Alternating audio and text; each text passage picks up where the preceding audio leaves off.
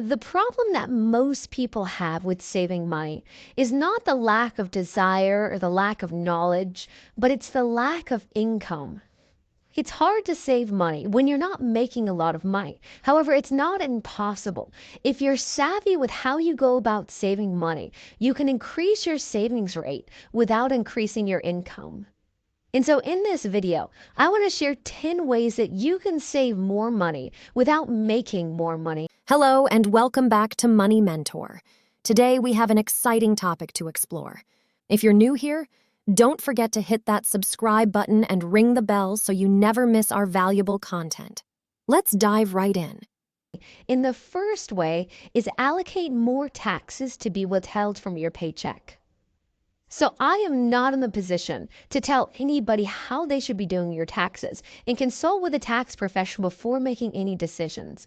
But one way to trick yourself into saving more money is to allocate more taxes to be withheld from your paycheck. For example, in Colorado, the state income tax rate is 4.5%. So theoretically, if I made $2,000 a paycheck, that would mean $90 would be withheld. But if I decide to allocate a little bit more, like 5%, that would mean that $100 would be withheld. And by doing that, by withholding a tiny percentage more, at the end of the year in tax season, you will receive a larger refund. In my example, that's $260. Allocating a little bit more to be withheld from your paycheck is a good way to trick yourself into saving more. You probably won't even notice a difference because it will just be a few dollars more.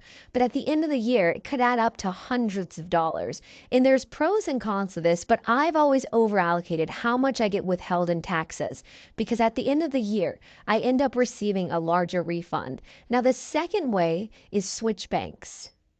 Another good way to save more without making more is to simply switch to a bank that has better benefits, because nowadays the services that banks offer are drastically different. For example, let's say you have $400. If you put that money in a savings account with Bank of America, you'd have to pay an $8 monthly fee and only get an interest rate of 0.01%.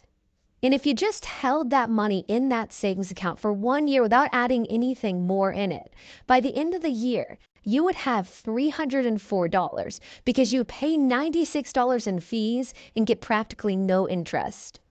However, if instead you chose to put that money in a better bank like Ally, you'd have no monthly fee and an interest rate of 4.35%. And by the end of the year, you'd have $418.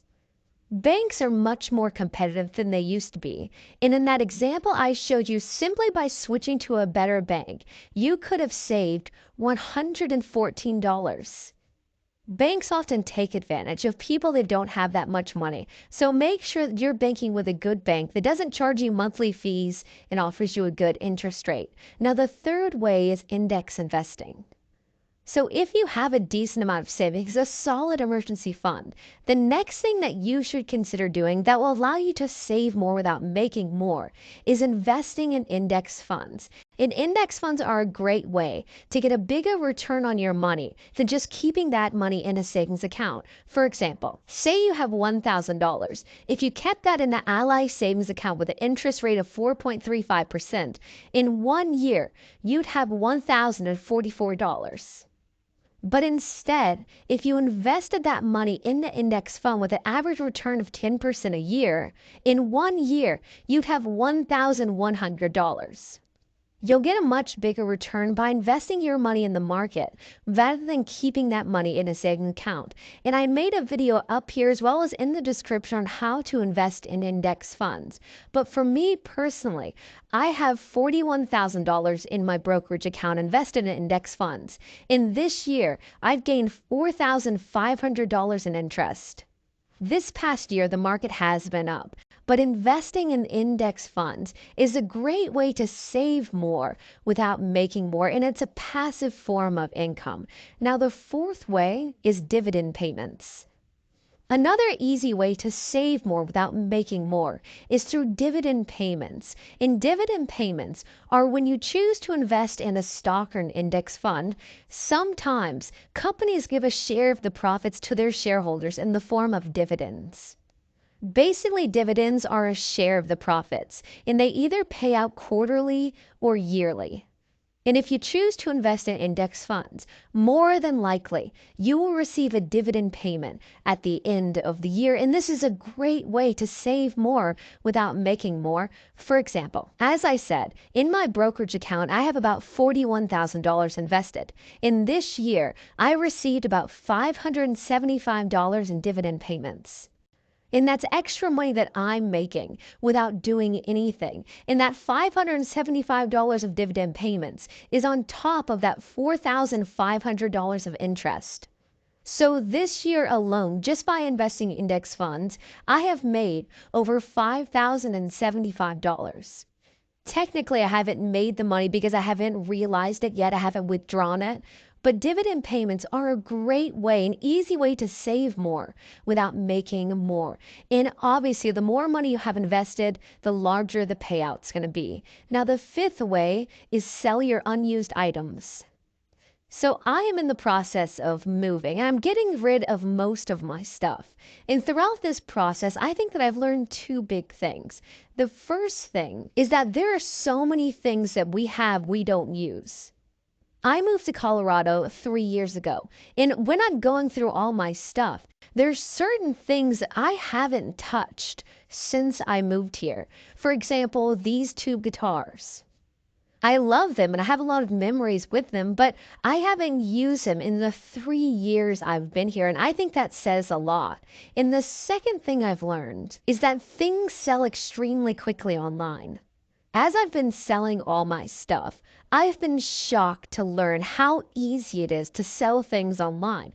For example, I listed this dresser for $40 online, and within 24 hours, I got 20 responses. I even sold a used mattress for $60 within 24 hours of posting it. It's hard to believe, but somebody out there is looking for what you got, although some of these people are flaky and end up ghosting you.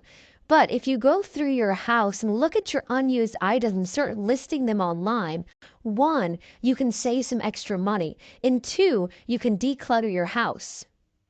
There is some effort involved, but selling your unused items is a great way to save more without necessarily putting in tons of work. Now, the sixth way is switch to Mint Mobile. Most people are overpaying for their cell phone bill. I mean, the average person could spend upwards of $100 a month on their cell phone bill.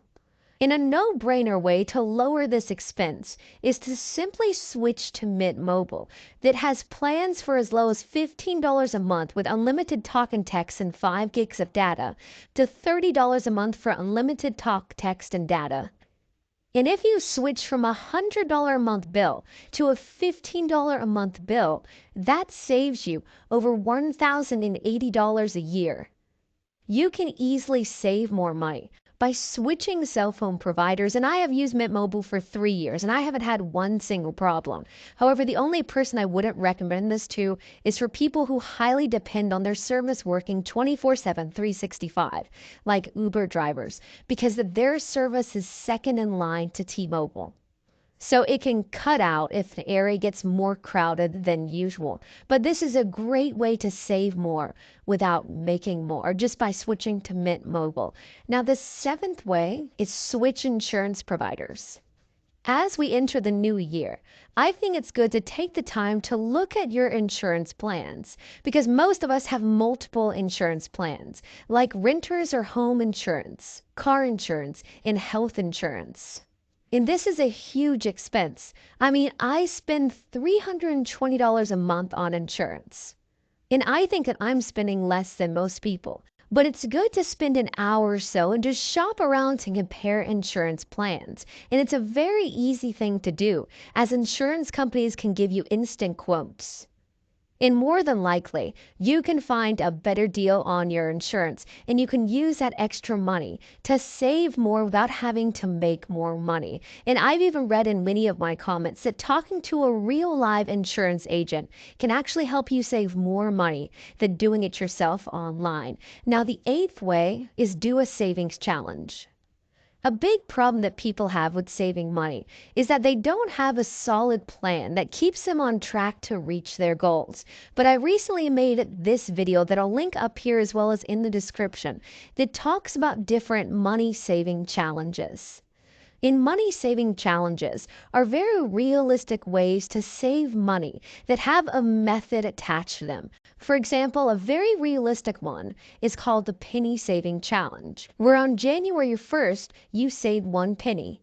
In every single day, you increase your savings rate by 1 more penny. So on January 2nd, you save 2 pennies. January 3rd, 3 pennies. January 4th, 4 pennies. And January 5th, 5 pennies. And so on. And if you do that every single day for a year, by the end of the year, you will have $667.95 saved. And if you have that much money, you'd be better off than 63% of Americans that can't cover a $500 emergency expense. So choose a challenge from that video, stick with it, and by the end of the year, you could have a decent amount saved just because you have more of a plan. You can save more without necessarily making more. Now, the 9th way is don't waste anything. In the United States, we waste so much. I mean, according to the FDA, we waste 30 to 40% of all of our food. It makes you sick just thinking about it. I mean, I remember working in restaurants and throwing away bags of food every single night. But if you focus on cutting your waste and doing things like eating or freezing food before they go bad, cutting open toiletry bottles and using what's left inside, and reusing your toilet paper, I'm just kidding about that last one. But if you really focus on cutting out all the waste in your life and using up everything you have, you can save a lot of money. I mean, sometimes I waste produce because it goes bad before I eat it. And if I throw away a pound of asparagus, it's like throwing away $4. If you focus on cutting out all the waste in your life, you'll be surprised how much more money you can save without having to make more money. Now, the final way is to simply spend less. As I said in the beginning of this video, the problem that many people have with saving money is simply the lack of income. It's hard to save money when you're not making a lot of money. However, although we don't have tons of control over how much money we make, we do have a lot of control over how much money we spend. And if you can make small decisions every single day to just spend a little less, like not getting a soda at the gas station, or not impulse buying, or finding free activities to do, then you'll have more money you can save. The easiest way to save more money without making more money is simply by spending less. And if you can focus on cutting your spending, you'll be able to save a lot more money and be more financially secure in your life.